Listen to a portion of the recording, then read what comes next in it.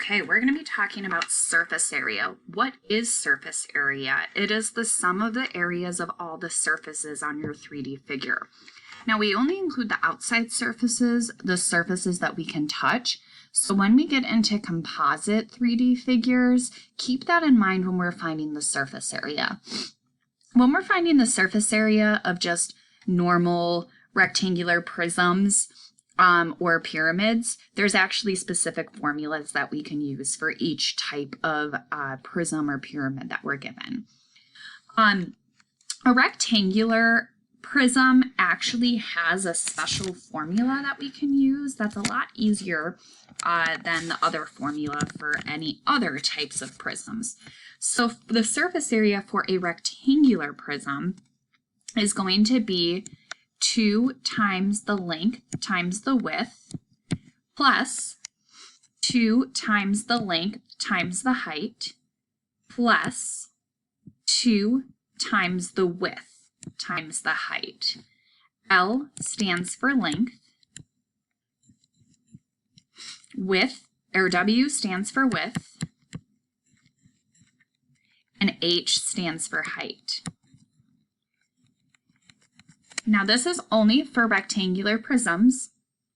The lateral and surface area of all other prisms are found using a different formula. However, you can use this next formula for rectangular prisms. That's okay.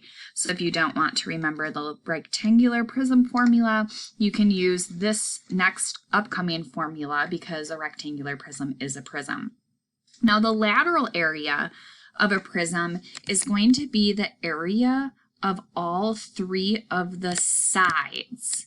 So these 3 that I'm highlighting in blue. And then the surface area then adds in the area of the bases as well into the area of the sides. So the surface area will be the area of the entire thing, whereas the lateral area is just the area of the 3 sides. Well, 3 sides here because this is a triangular prism. But the lateral area is H times P. H stands for the height between the 2 bases, and P stands for the perimeter of your base. Okay. The surface area formula for a prism then takes that lateral area and then adds the area of the 2 bases. So there's 2 bases, and B will stand for the area of the base. So H stands for the height between the 2 bases.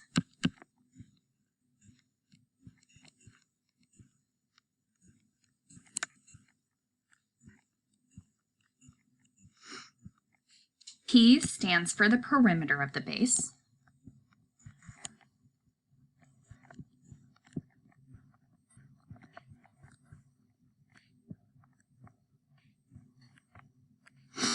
And B stands for the area of the base.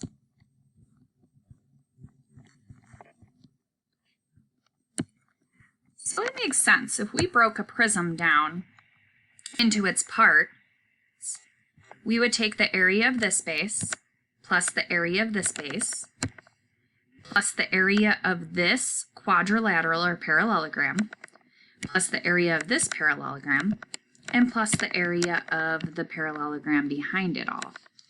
And the area of the parallelogram is base times height.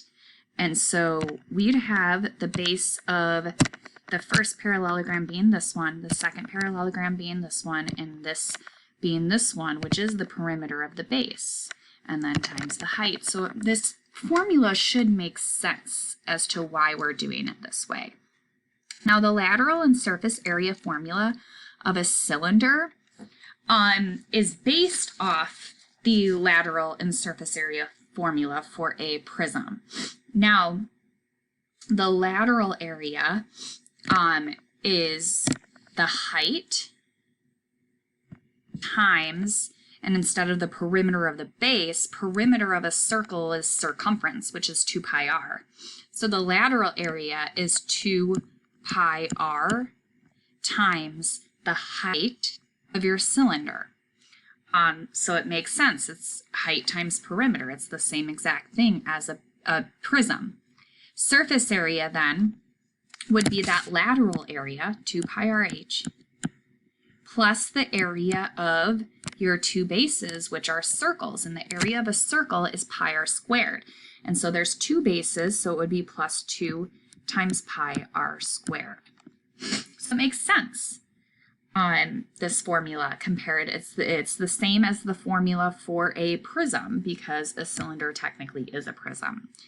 H stands for the height of your cylinder, and R stands for the radius of your circle. All right, so let's get started with some of these problems. Number 39, this is a rectangular prism. So let's use the rectangular prism formula to find the surface area. The rectangular prism formula is 2 times your length, and it doesn't matter what you classify as the length on this prism or this rectangular prism, because the rectangular prism, it doesn't matter the order. I'm going to do the length as 16 times the width, which is 5, plus 2 times the length of 16 times the height of 10, plus 2 times the width of 5 times the height of 10. And then you just type this all into your calculator. A 2 times a 16 times a 5, plus a 2 times a 16 times a 10, plus a 2 times a 5 times a 10. And I wind up with the surface area being 580 centimeters squared, because area is squared. When we get to volume, that will be cubed, because we're still just multiplying two dimensions with one another. Area is always going to be squared. All right, number 40, same thing. This is a rectangular prism, so same type of formula here. Your surface area is equal to 2 times your length of 11 times your width of 1.5, plus 2 times your length of 11 times your height of 6, plus 2 times your width of 1.5 times your height of 6. So your surface area, 2 times an 11 times a 1.5, plus a 2 times an 11 times a 6, plus a 2 times a 1.5 times a 6. That comes out to be 183 inches squared.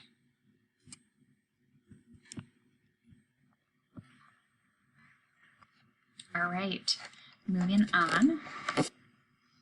Now I have a trapezoidal prism.